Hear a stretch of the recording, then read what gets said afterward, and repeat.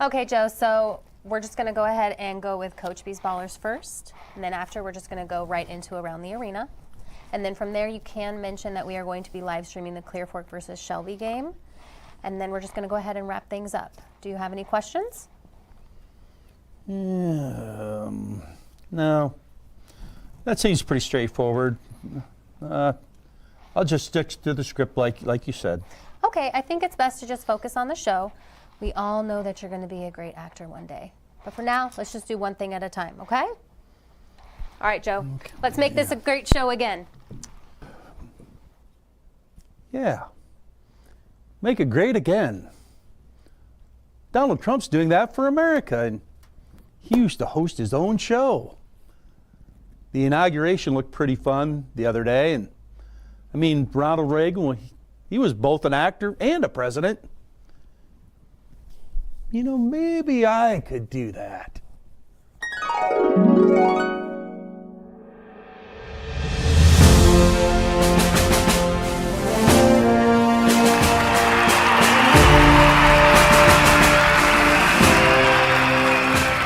Thank you. Thank you all for coming. Today is Liberation Day for all of our viewers. And oh, there are so many. We have the greatest viewers in the world.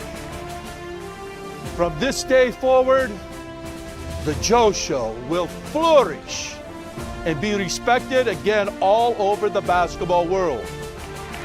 We will be the envy of every show in every nation. Carrie Underwood is here, but not needed, as I will perform my own rendition of America the Beautiful. The golden age of your viewing experience begins right now.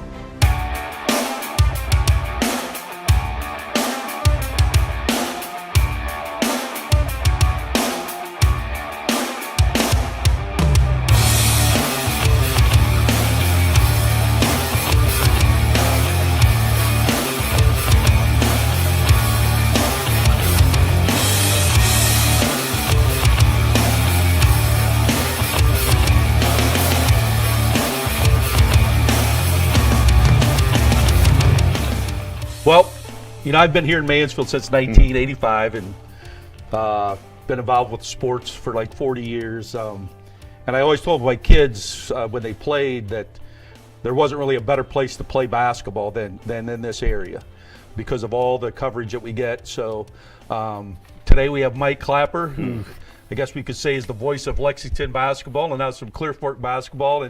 And Mike, I think you have a really unique career, and I think it would be great for our viewers to kind of hear about that. So I know you're a graduate of Lexington High School. I think you said you played football and ran track. But maybe let's talk a little bit first about how this journey began once you finished high school and kind of how you got into the media businesses, I guess we would call it, and then eventually to be an announcer. Sure. Well, much to my mom and dad's chagrin, they thought I was going to go to Bowling Green in 1973 and be a business marketing major. Well, after my first quarter of taking econ and stats, I said, this is not what I was meant to do. It really wasn't. So they had a pretty robust radio, TV, and film program at Bowling Green, and hooked up with the WFAL, which was the campus radio station, and kind of took it from there. But that was a great experience, learning experience. Played records, did news, did everything you do at a radio station, and that was kind of the gig that got me off and running in this business. So kind of once that you did that all through college, when you finished college, what was the next step that you took? Yeah, I did that through school, all the way through college, and while I was in college, there's a little radio station in Galion, Ohio that I worked at called WGLX, and they played polka music, okay? But didn't matter what they played, I needed the experience. So I worked there on all holidays, Christmas, New Year's, Thanksgiving. You know, I was the guy that was there from when we signed on in the morning till we signed off at night. So I needed that experience, worked there right out of college. This is gonna be kind of weird, but I was hired at a local station here in Mansfield, Ohio. There was only 3 stations at the time. One played elevator music out in Ontario. There was WMAN, which was doing cookie recipes for the most part. And then there was this place off McPherson Avenue called WCLW. Freddie Eckert owned the place. He hired me to come in and try to make it a WTVN like they did in Columbus, Ohio. So I was there for about 9 months. Did some great things at that radio station. Kind of made a few names for myself by working there, and in the radio business it's kind of a close-knit fraternity. And from there I headed to the Midwest, to Lansing, Michigan, to work for Mid-America Broadcasting, which owned a whole series of radio stations. And that led me from there to South Bend, to East Lansing, Michigan, and finally to Chicago. But I think within that, going to Michigan and East Lansing, you had one of the greatest experiences probably that anybody's ever had, that you got to do the Michigan State versus Indiana State game, Larry Bird versus Magic Johnson, which everybody kind of says elevated college basketball to what it is today. And that was nothing that I did spectacularly. It's just that back in the old days, it wasn't all network radio that did the national championship game. Our local radio station in East Lansing, we did the Michigan State basketball games. So we did the games, so we jumped on a plane and went to Salt Lake City, Utah, and we got to do the games. Now, I will tell you, our vantage point to do that game, because we were kind of a small radio station at the time, was like at the last row of seats up against the wall. But we were still in the house, and that was a great experience watching Larry Bird and Magic Johnson play basketball. So actually, you did all the Michigan State basketball games? We did all the play-by-play. I was the play-by-play guy, and I had a color commentator that was also our national sales director during his day job. So did you have any relationships with Judd Heathcote at that time? I had none. No, we just did the game. I just watched him bite his towel and throw it, do whatever Judd did. Judd was kind of one of those guys. So you mentioned, I think you went to the Midwest, you got a job in Chicago, and then I think you mentioned you got married, you started the family. Then you decided to come back to Mansfield. I guess maybe talk a little bit about what made that decision, or why you made that decision. Well, honestly, the Chicago experience, which was unbelievable at the time. I mean, working in Chicago on the 10th floor in Marina City, I made more money there in 9 months than I would in working for a local radio station in 10 years probably. But I also decided that is not what I wanted to do the rest of my life. It just wasn't. Around those particular characters and that business and everything else, and it was just time to get a new job. So I did. And we moved back to Mansfield because I had people here, and kind of drifted away from the radio business. But one day when my daughter was playing 8th grade basketball at Lexington Junior High, their normal announcer couldn't make it, and I can't remember who was the coach at the time. It might have been Becky Young. Handed me a microphone and said, "Here, Dad, do you want to do it?" And that's how it got started. And that same year, John Harris was the AD up at Lexington. And John heard me do a couple of junior high games, I guess, and then I just filled in for some games, and that was it. So that I think you put in an article, read that started in 1997. 1997, right. So you've been doing Lexington home games since then? Lexington basketball since 1997, and in addition to football. Yeah, I've done track and field, I've done wrestling, I've done a lot of stuff there. Yeah. You also mentioned, Lex used to host a lot of tournament games, so you started doing that. Right. And that kind of led into a little bit, your career that you have. Yeah, it did. I mean, Lexington at the time, we hosted a lot of tournament games. I don't know if Ontario was ever there, but I don't think we ever played there, because it was usually like Division 4. It was D4. We had Crestview, Plymouth, we had all Winford. those guys, and then we had the girls Division 3. But it just happened to be during one of the regional games. One of the marketing guys from the Cavaliers happened to be watching his kid or his cousin or somebody do the game, and he heard me. And Dan Gilbert had just bought the team, so the following year, Dan fired everybody. Ronnie Duncan was doing the PA at the time. And that's what happens when an owner buys a team, they fire everybody. And this guy put my name in the hopper. They invited me up for an audition. There was probably 100 people that were there. They invited me back for a second round to do a mock game, and I didn't get the gig. I didn't get it. So, but I didn't feel bad about not getting it, because the guy they hired, Olivier Cedra from Montreal, he's a great announcer who now works for the New Jersey Nets, and he couldn't get in the country. They couldn't get him a green card to come in and do the games. So good for me, you know. I got to do all the preseason games and a few of the regular season games, but that kind of set things in motion and got me into that very close-knit fraternity in the NBA to do those kind of jobs. So like, how long were you with the Cavs then? Just that in 2006. 2006, and then that led to? And that led to 2008. The Oklahoma City Thunder were a brand new franchise. Cavaliers made a recommendation for me. I went out there, auditioned, was a top 5 out there. Didn't get the gig either. But after a few games into their season, a guy that they hired had some issues with the local police department, and that's not a good thing. and guess who they called to bail him out, right? So I went out to Oklahoma City for a while until they could get a full-time guy. And then that led to a recommendation from the Cavaliers when Ted Leonsis bought the Washington Wizards to come down to D.C. to audition for that job in 2010. Jump back a little bit to when you were going to Oklahoma City. So, like, was that a situation that you stayed out there, or were you flying back and forth? No, I was flying back and forth. And the reason was when you fly into the airport, all you can see for hundreds of miles is oil rigs. And I'm thinking, this is not a place I want to stay long term. It's just not.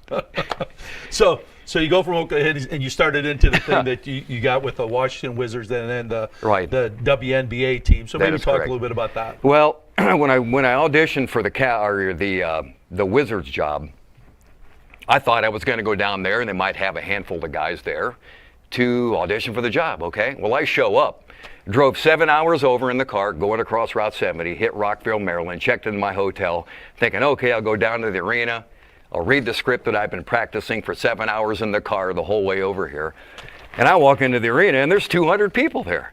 And I'm thinking, you got to be kidding me. 200 people they invited to audition for this thing. Well, the audition for those 200 people really was to read the script, do some player introductions, and that was about it. So they whittled that stuff down, those guys, pretty quick, and they got it down to 16. And at that point, we auditioned with their executive vice president of marketing and the owner of the team, Ted Leonsis. And we had an interview with him, and then they narrowed it down to 5 guys to do a mock game. So we sat down, they had the practice squad come out with jerseys on, and we actually called a basketball game in the arena, which was really cool. So they didn't make a decision, and on my way home, the owner of the team calls me, Ted Leonsis, says, you did a great job, and I'm sorry to inform you that you didn't get the gig. And I was pretty bummed out. But then he said in his next breath, we got to find a place for you. Would you be interested in doing our WNBA franchise, the Washington Mystics? I didn't know anything about girls basketball other than Lexington High School, you know?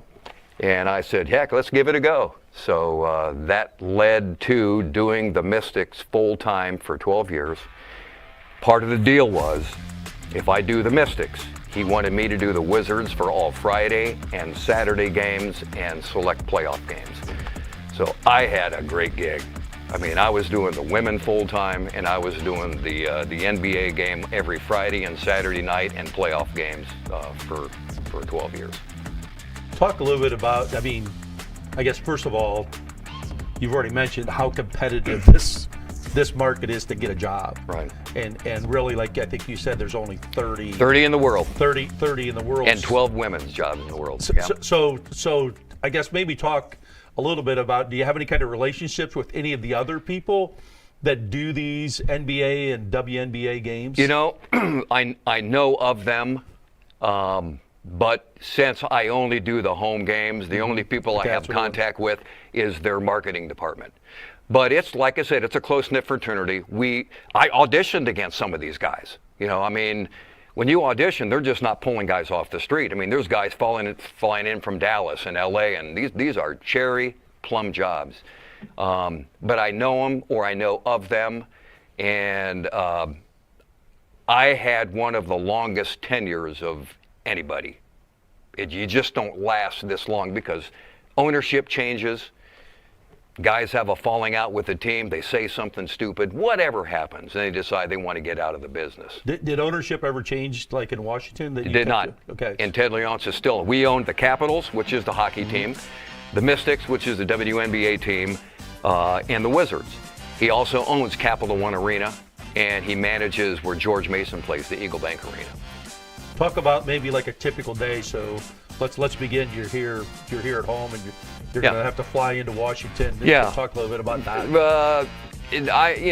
With the women's league, we stayed there. We had an apartment out in Fairfax for all those years, and it was 20 miles from the city, and we absolutely loved it because the women's season is so condensed. It's it's a 4 or 5 month season, so they were having 3 and 4 games a week. So we just stayed there in the summer and came home on occasion to check on the house. But the NBA, they got deeper pockets. So it was nothing. 55 minutes, wheels up to wheels down from Columbus to Washington, D.C. And Reagan National is only a 12-minute train ride from Capital One Arena. So I would fly in, usually the night before, because they would pick up the hotel and all that stuff.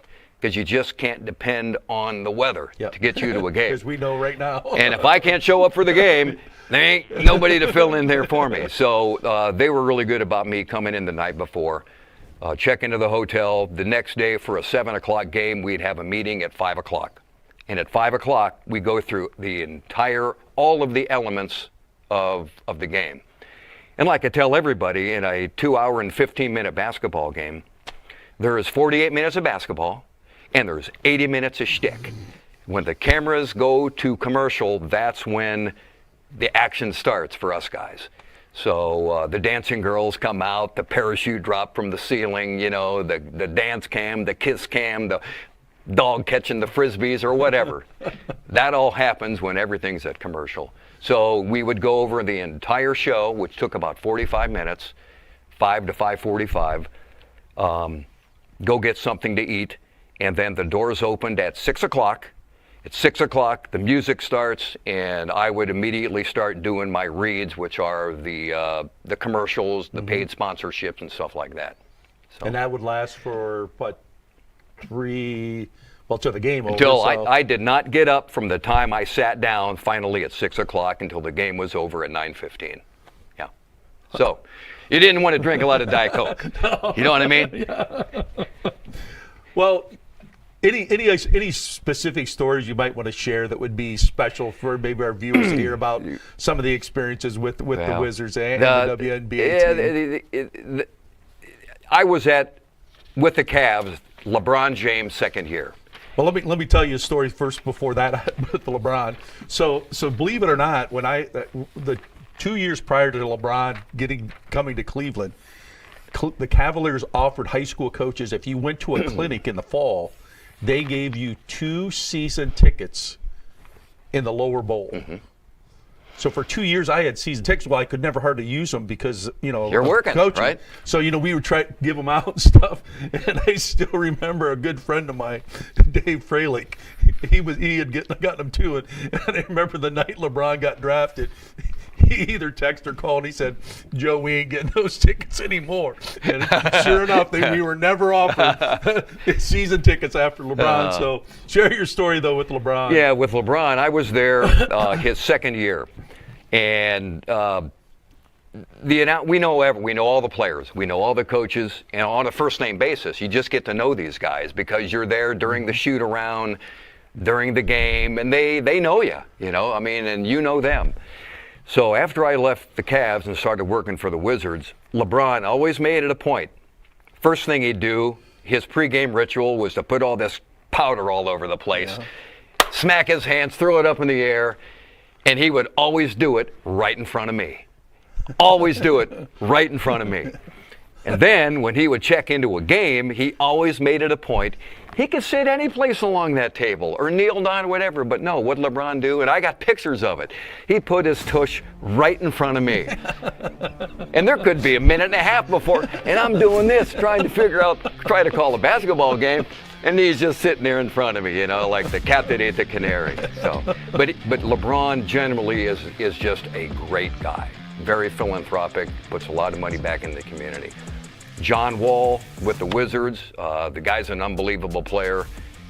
Bradley Beal, got to see Paul Pierce make more than one game-winning three-point shots as time expired during the playoffs. So the NBA experience is something that I will never, ever forget. Well, I think we were talking before we got on today just about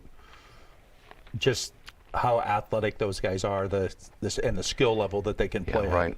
And squeezing those guys onto the same floor that high school kids it's play. like you said, it's the same size floor, and it's just hard to believe that these physical specimens who are 6'10" and 250 or 270, play on the same size floor as the high school kids play on. And they're 10 times as fast. Yeah. And they can jump 3 times as high. Yeah. I've seen guys hit their heads on the rim before. They're unbelievable. They're probably the best athletes on the planet. Yeah. You take a look at the wear and tear that they put on their body for the amount of time that they play is pretty unbelievable. And on the women's side, to see Brittany Griner at 6'8" stand right in front of you. And again, I know all these women because, I called them. I never missed a game in 12 years. And I knew all of them. I watched them from the time they were rookies till the time some of them retired. Sue Bird, Elena Deladon, Diana Taurasi. They're not BFFs, but they're friends. Yeah. And they're unbelievable basketball players. Before we move on to kind of the high school experience, though, I did come across a thing in the article. You talked about doing games during the COVID year. Maybe talk about that. That was interesting. That was, and doing a game with a mask on, number one, is bad enough. But you walk into the arena, you put on a mask, you're the only guy sitting at the scorer's table with a microphone in front of you. And they got cardboard cutouts everywhere else, so if the camera shots do stray from the floor, you'd see somebody up there in the stands. But I was announcing to nobody but the players, the coaching staff. Our hype guy was up in the rafters behind a green screen doing his thing, and they piped in sound noises for the TV audience. And it was the worst year of my life professionally. Because before you went to the games, they tested you. Yep. When you pulled into the garage, they instant tested you for COVID. And I just kept my fingers crossed. And I've been vaccinated and all that stuff. But knock on wood, we survived.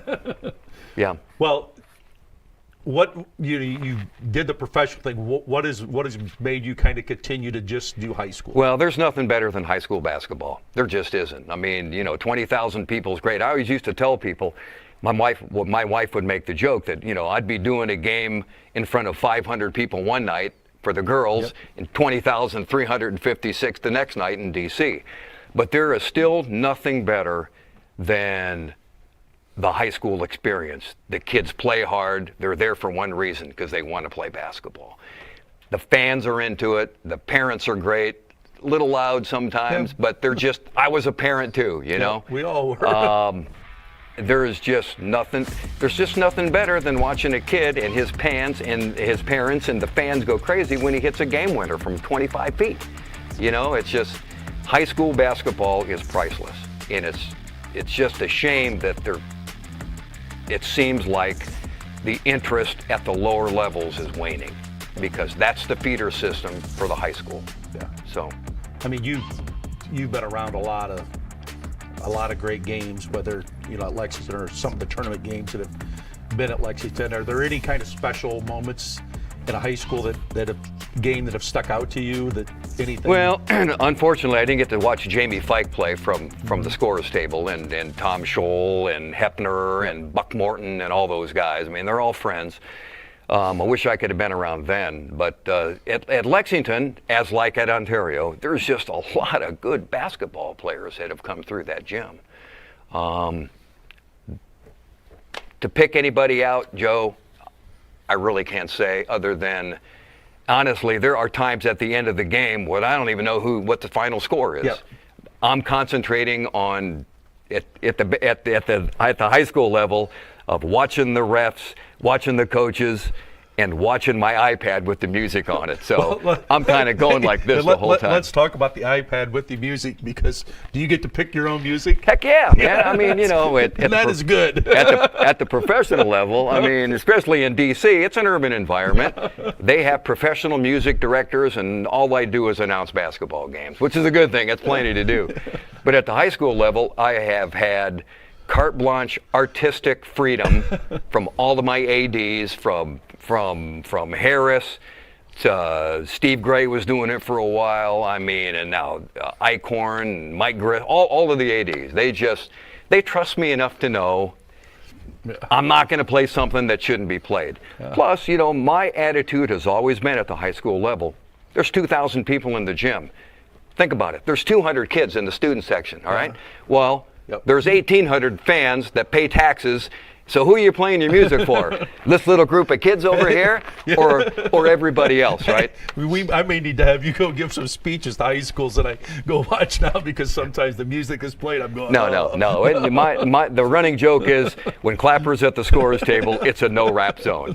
So my playlist is what I need to listen to sometime 4 nights a week. And believe me, I appreciate it. And the fans, bar none, in particular the visiting fans, always stop by to say they really appreciate it. Yeah. So, yeah. Well, and that, you know, the reason I brought you on was because, you know, we played at Lex a lot. And it was special to go play there because of how the atmosphere that you created for the basketball games. Now, I must admit, I didn't enjoy playing Lex a lot of times because we didn't win a lot of games there either. But the professionalism that you put into it, I think as kids move on out of Lexington High School, they're going to realize the special environment they got to play in. I mean, that's truly special. And I think the one thing that our coaches association over the years have tried to do is recognize, you know, people like you that, you know, put in this time and all this effort to make a high school experience really special for kids. So really appreciate you joining us for the show today, and best of luck. My pleasure. All right. Thank you. Thanks, all Mike.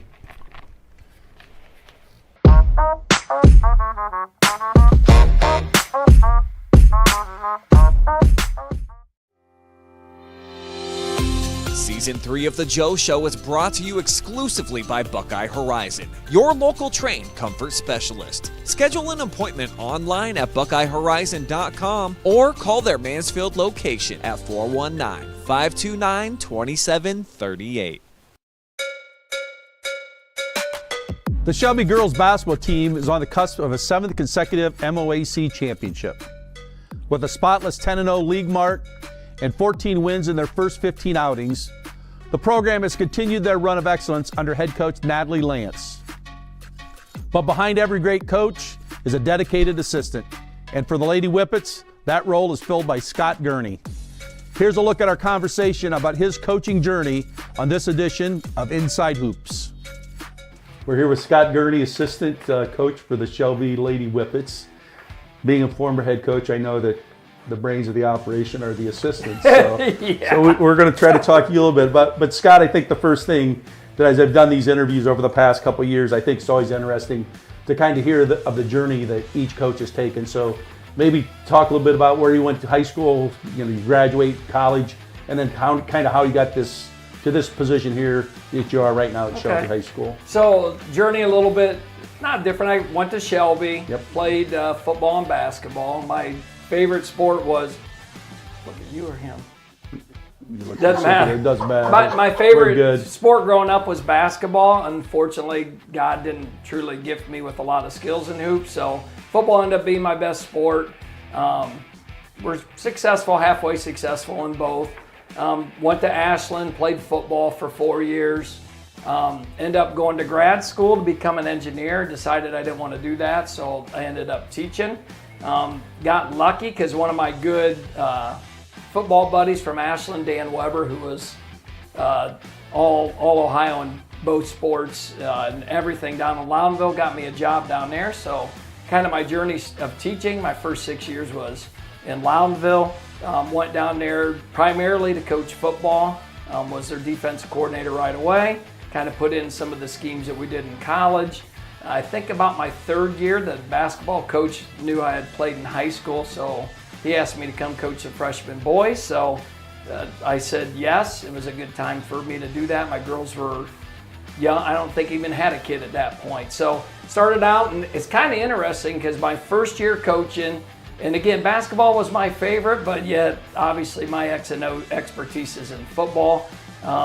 Was given a class of kids as freshmen that were not real highly successful in junior high. First game we played is Clear Fork, down at Clear Fork, and I got baptized by fire. So I think we were down 20-0 before I even figured out how to get past half court. And but that year, which I think my first year, I ended up, believe it or not, my only losing year ever. We were 3-14. But that year taught me everything I needed to know about basketball. It tends to be the aggressive team, especially defensively, wins. And then by getting beat by a lot of the things, you kind of cheat and steal that stuff. So coached 2 more years there with their boys. I think the second year we were 14-3, and then the third year we ended up being 17-0. So I do feel a little bit better because the team that did beat me, whatever, 20-0 before half, they did win the state title as seniors. So I feel a little bit better in the late 90s there. But then ended up coming to Shelby. Again, started out with football and only coached football. And we were, believe it or not, at a softball game. And I was complaining because the coaches that my daughters had, I didn't feel like were real good. So my wife, literally, who doesn't say much but is point blank honest, says, "Why don't you coach them?" I said, "What do you mean? I'm a football coach. I'm not a softball, basketball coach." She goes, "Why don't you give it up and coach your girls?" So that's what I did. So I walked away from football for 4 or 5 years, coached them in softball, didn't know a thing about softball. I played baseball in school, but not a lot. So learned about that, coached them through. Then Coach Lance grabbed me when my oldest daughter was a 7th grader. She pulled me in and said, "Hey, you want to coach some middle school basketball?" So coached 3 years of middle school basketball, got to coach both of my girls through there. And then when my youngest was a freshman, she brought me up and I was a freshman girls coach for a year. And then it just worked out perfectly for me that, like, her longtime assistant, Winnie, decided to retire. So she was kind of stuck, I think. So she asked me, and I remember talking to her. And the thing I told Coach Lance, I don't know anything offensively. I'm always a defensive guy, but if you want me to help you with defense, I'm good football-wise with scouting reports. So she took a chance on me, and it's like she's amazing to work with. She really is. She's always positive. She treats every kid, the top kid and worst kid, exactly the same. Like they're all stars. And this is our 7th year now, and hopefully win our 7th title in a row. And it's been fun. So that's kind of been my journey. I have the Coach Will and Coach Mahaney has pulled me back several times into football. So I've got to coach other than last year, all the really good teams with Armstrong and Marshall, Shepherd, and them. So I've got to coach football too. For a while I was coaching 3 sports, but now just coach with Coach Lance, and then I'm also the assistant softball coach. Talk a little bit about, you mentioned football, been a big part. Any kind of carryover, like from coaching football to coaching girls basketball? Well, it's unique because I think the first thing I had to figure out with girls, and Richard Hostetler kind of told me this in junior high football, if a kid does something wrong, I can get in their face, I can challenge their manhood, they're going to go hard for me. Basketball doesn't work like that with girls. So, I mean, you kind of, at least with girls, I think the biggest thing is you earn their respect. And if you earn their respect and they trust you, they run through a wall for you. But, I mean, the biggest thing for me, football is endless scouting and endless game plans. And that's kind of, I like doing the film breakdown and the defensive thing. So I think that's probably the biggest thing from that. And, I mean, defensively, I was a linebacker, so I was defensive oriented, and the same thing here. So, well, you might have already answered my next question. Was basically, I mean, you look at programs around the area, around the state, usually programs that are successful, they have stability with their staffs. You've been, you said 7 years now as an assistant coach in junior high before that. So you've already maybe mentioned it, but like, what are some of the responsibilities that you take as an assistant that kind of takes stuff off of Coach Lance's plate? I mean, Coach Lance is everywhere doing everything. So we both watch film. I tend to write up the scouting reports all the time. I'm in charge. I do all the stats, enter all the stats in for her. She's kind of more of the, all right, here's teacher appreciation, and we're going to do these nights. Gurn, can you get the forms ready? Can you? So I do some of the paperwork for her, but I tend to write up the game plans, and that's pretty much it. And you've been a part of some coaching, part of some special teams here over the last few years at Shelby. Yes. You guys are currently 12-1. Your only loss is to a perennial Division I program in Reynoldsburg, they've been outstanding. I think you lost by 4. As you look at this team you have 8 seniors. As you look at this team, kind of what makes this team maybe kind of special this year? Well, it's kind of unique class because they're somewhat quiet. They're not a rah-rah group. I mean, we go in, coach will say, "Are you ready?" It's kind of quiet, which I know for this group, it's ready. This group's special because, golly, we had 30 some of them try out in 7th grade. Wow. I mean, 8 of them are still left. They get along well together. They have fun together for the most part. I mean, you always have certain girls, hang out with certain girls, but like this group, I mean, they're amazing. They get along together. We never have little girl issues, I guess you could say. This girl says this. They want to win. It's a common goal. They kind of each know what their role is. Some obviously are more than others, but each are important to us to try to win our 7th title.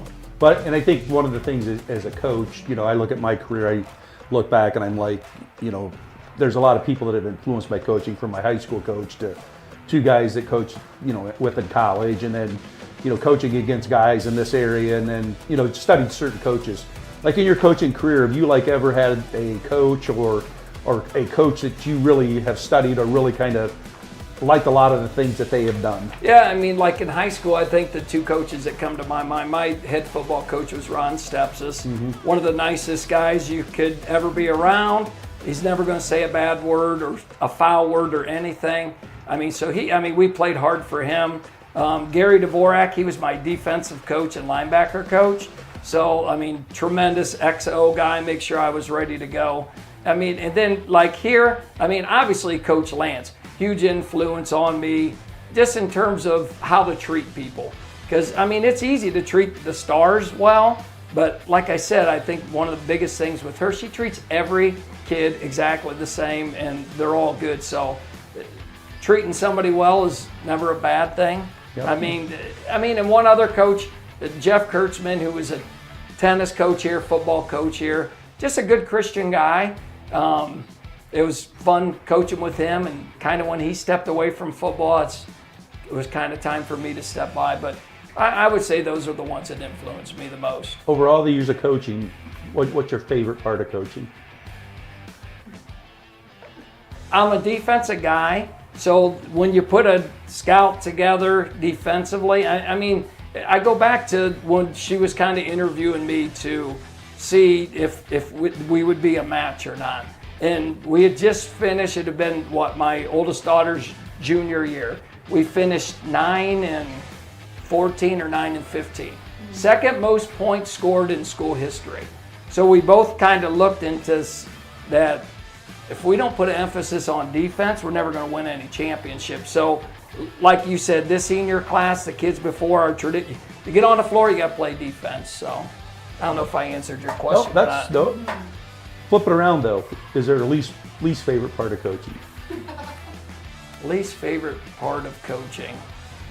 I mean, sometimes hoops can be kind of a grind. Like we had a little stint where we played 6 games in 12 days. Yep. That's a lot of scouting reports. Yep. That's a lot of film work. I don't know what to do now because we play 2 games in a week. I got unlimited time, but yeah, it does. It could, well, and especially here in the month of January. And I'll be honest, like I said, football is my forte, but basketball is so fast. I mean, I think that's the first thing I learned. Like when I coached at Loudonville, football, call a play, get time to think, react. Call a play. Hoops is, so I mean, I definitely enjoy hoops better in terms of it's fast. You can make quick adjustments. Sometimes they work, sometimes they don't. You can dictate a lot what the other opponent does. So. All right. So if I see Shelby gives up 60, I'm not going to yell at Natalie. I'm going to yell at you. Correct. So, hey, really appreciate you taking the time Thanks, to guys. talk to us, and we wish you guys the best of luck. Thank you. Have a good one. The Lady Whippets have only lost one game all season to a Division I Reynoldsburg program out of Columbus. They'll look to extend an 11-game winning streak tomorrow night at home against River Valley before heading to Clear Fork on Saturday with a chance to clinch another conference crown. A matchup you can watch live and free right here on the OH Report. Each week I put up nominees for Coach B's Ballers, and you, the fans, decide who had the best performance of the week. Let's find out who took home last week's honor. Congratulations to Fredericktown senior guard Carson Reinhardt, who blew away the competition on this week's vote. With an impressive 20-point performance on the road in Centerburg, this standout Freddie helped keep his squad on top of the KMAC standings while increasing the program's win streak. Keep up the good work, Carson. Now it's time to meet this week's nominees for Coach B's Ballers, featuring the top individual performances captured by our cameras over the last 7 days.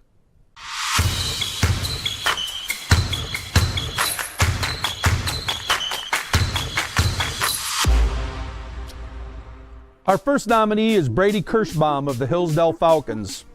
This senior post player owned the paint in the Falcons' 79-52 win over Rittman last Friday night.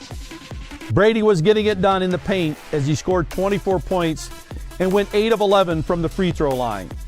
With a win over Dalton last night, Hillsdale is currently 5-3 in the Wayne County League and 10-3 overall. Our second nominee is Trevin Harris of the Centerburg Trojans. Trevin carried the offensive load in the Trojans' 76-70 overtime win over the rival Danville Blue Devils last Friday night. Trevin was the catalyst for the Trojans as he scored 24 points, grabbed 4 rebounds, and had 3 steals. Centerburg is currently 7-5 overall and 5-2 in the KMAC, where they are 2 games behind league leader Fredericktown. Our third nominee is Caroline Sheldon of the Winford Royals. This young sophomore dialed in long-range GPS as she made 7 threes in the Royals' 44-34 win over Upper Sandusky last Tuesday night. She also dished out 4 assists in this key road win for the Royals. Coach Amy Taylor Sheldon, who recently went over 400 career wins, her team now stands at 10-5 overall and 6-4 in the very competitive Northern 10 League. Our fourth nominee is Carter Myers of the River Valley Vikings. This 6'5 sophomore played big in the Vikings' 56-48 win over Marion Pleasant on Saturday night. Carter scored 16 points, grabbed 4 rebounds, and had 2 block shots as the Vikings avenged an early season loss to the Spartans. Coach Rodney Brown's team is currently 11-2, having won 4 straight. They are 7-1 in the MOAC, with the battle for first place taking place at co-leader Marion Harding on Friday night. Our fifth nominee is Jax Winger of the Northmore Golden Knights. This veteran senior came out blazing on Monday's matinee afternoon game against Galleon. He scored 21 of his 23 points in the first half, knocking down 3 threes in the Knights' 73-63 win over the Tigers. Jax averages almost 19 points per game for Coach Blades Tackett's team, who is currently 9-3 overall and 6-2 in the KMAC, 2 games behind Fredericktown. The Knights travel to Cardington on Friday night in a key league matchup. Our sixth nominee is Carson Scholl of the Big Walnut Eagles. This slender shooting sophomore had his shooting stroke going in Big Walnut's 65-60 win over Mansfield Senior in the battle in the 6-1-4 at Ohio Dominican on Saturday. Carson made 5 threes as he scored 18 points in this win over the Tigers. The Eagles are currently 8-6 overall in the very competitive Ohio Capital Conference and will play Westerville South on Friday night. Our 7th nominee, who was also our first nominee, is Brady Kirschbaum of the Hillsdale Falcons. Brady followed up his early performance with another outstanding game against Dalton last night in the Falcons' 51-37 win over the Bulldogs. Brady had a monster fourth quarter as he scored 10 points to help the Hillsdale earn their first ever sweep of the Bulldogs. Brady scored a total of 16 points, grabbed 8 rebounds, and swatted 5 of the Bulldog shots in this key win. Hillsdale matches up with Norwayne, the league leader, on Friday night. Our 8th nominee is Grace Walton of the Upper Sandusky Rams. Grace is a familiar name on Coach B's Ballers as she led her team in a bounce-back win over Van Buren on Saturday afternoon. Grace cashed in on 6 threes for a total of 18 points and also added 3 assists in the Rams' 67-20 win. The Rams are currently 9-7 as they make the stretch run of their season and get ready for the tournament draw in less than 2 weeks.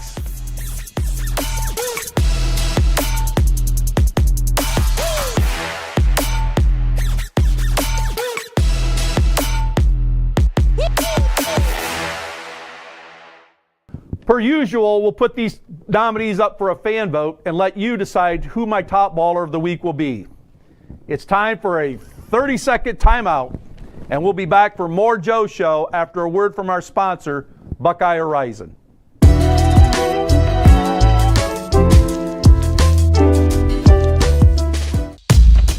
Season 3 of The Joe Show is brought to you exclusively by Buckeye Horizon, your local Trane comfort specialist.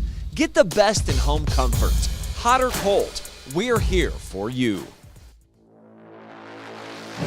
Back now with more Joe Show on this very presidential edition of the program. And boy, do we have a countdown fit for a world leader, because we've got some major plays coming up.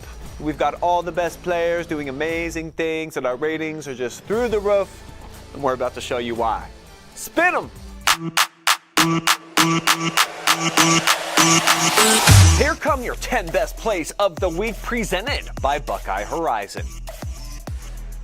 Let's get the block party started immediately. Lots of defense coming up on our countdown, beginning with this. Massive spike by Hillsdale's Brady Kirschbaum. This dude had 5 blocks to help take down Dalton for the second time in 3 days. Back it up just one more time to show off just how nasty this one really was. Time's fading fast in the third quarter at number 9, but Carey's Riley Yost makes the most of it as she pulls up and bang to beat the horn right in front of the Devil's Den, swerving her way up the floor to keep the defense on skates before burying the pull-up triple. It's the battle of the 614 at Top Cut number 8 with the Westerville North brother connection. Ty Perkins not even looking when he finds Tyson on the break and gets the friendly hop. Let's slow it down and admire the rocker dribble and spin for the gorgeous dime from one Perkins to the other. Only 6 girls in Shelby basketball history have ever topped the 1,000 point mark, but with this bucket right here, we've now got a 7th. Eve Schwenley joins the exclusive company with another big performance to help take down Highland as she celebrates the individual milestone plus scores the program historic win, number 800. Winford's at Buckeye Central for Top Cut number 6, but Jeremiah Fishpaw isn't interested in having any company in his lane. Smashing the weak side shot attempt clear out to midcourt off the inbounds play in a big win over the Royals. Let's crack the top 5 down on the reservation. Mount Gilead hosting Northmore, and it looks like they've got Jack Swinger bottled up, but nah. Slick move by the senior guard to step his way through traffic before adding some extra English high off the square.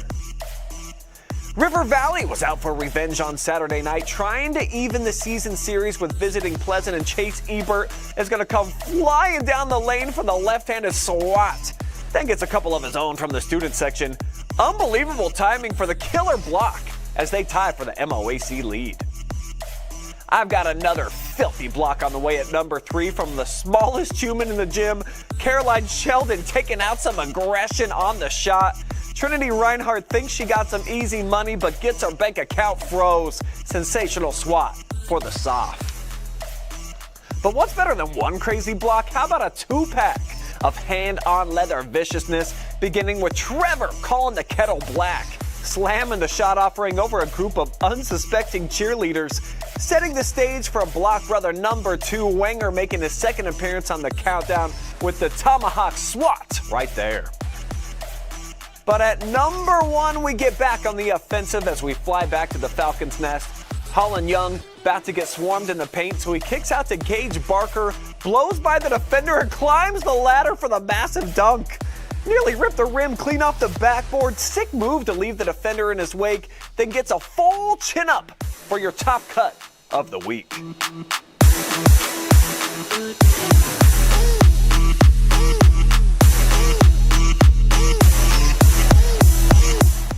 That was just flat out filthy stuff right there from Gage, and getting in a little bit of extra work there too. You saw he got his chin all the way above the rim. I don't think there's any question that was the best play that we captured with our cameras all week, but tons to choose from, a lot of great blocks. I love the little kids getting in there in the lane as well with the big time swat. So let me know, hit me in the conversation chat right down here. Tell me what you thought about my top cuts of the week. We'll now send it back over to Presidential Joe. He is going to take you around the arena. The Clear Fork girls basketball team is enjoying the longest winning streak in program history with a chance at 12 consecutive victories tomorrow night at Marion Harding.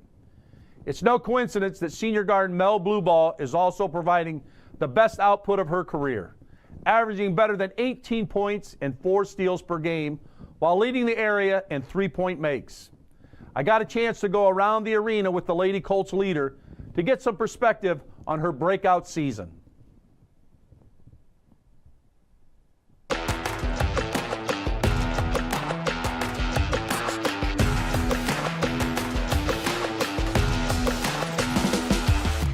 We're here with Mel Blubaugh, the Clear Fork Lady Colts. Mel's the leading scorer for the Lady Colts, who are currently 15-2 on the season, and they're 9-1 in the MOAC. So we're going to try to learn a little bit more about Mel as we go around the arena. So Mel, my first thing is that last year your team went 17-8, and you finished 10-4 in the MOAC, and you made a trip to the district tournament.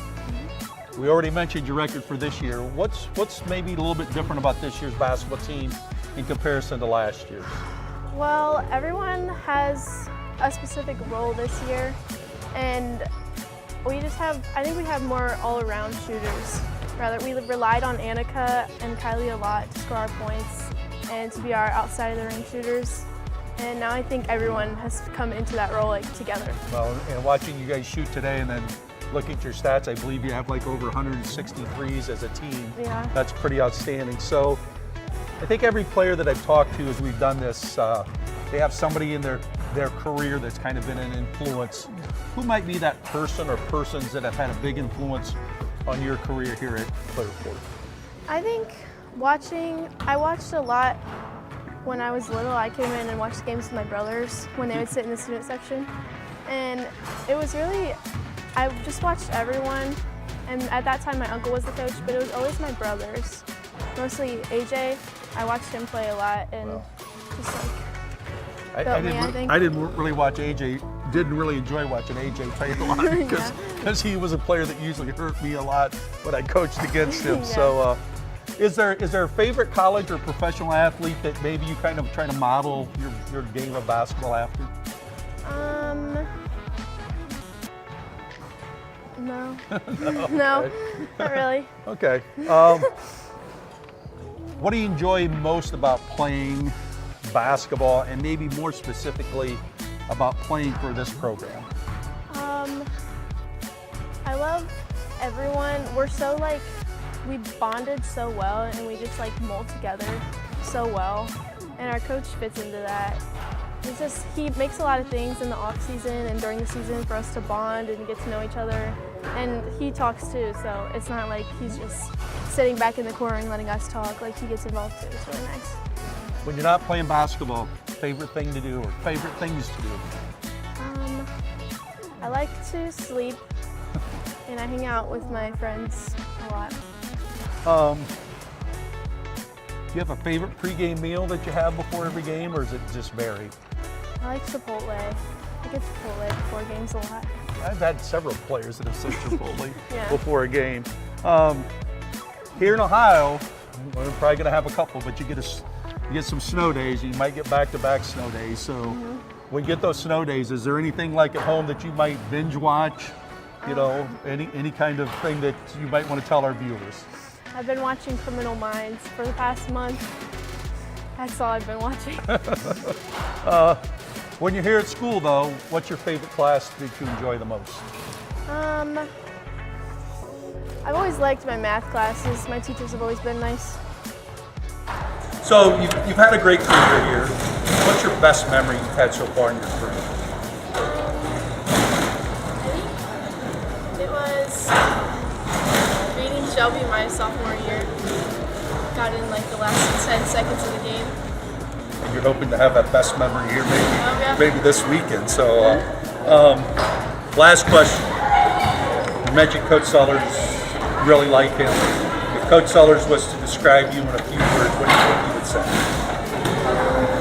Hopefully funny and probably dedicated. I think those would be good words, especially dedicated. So first of all, congratulations on the season you've had so far. Wishing you guys the best of luck.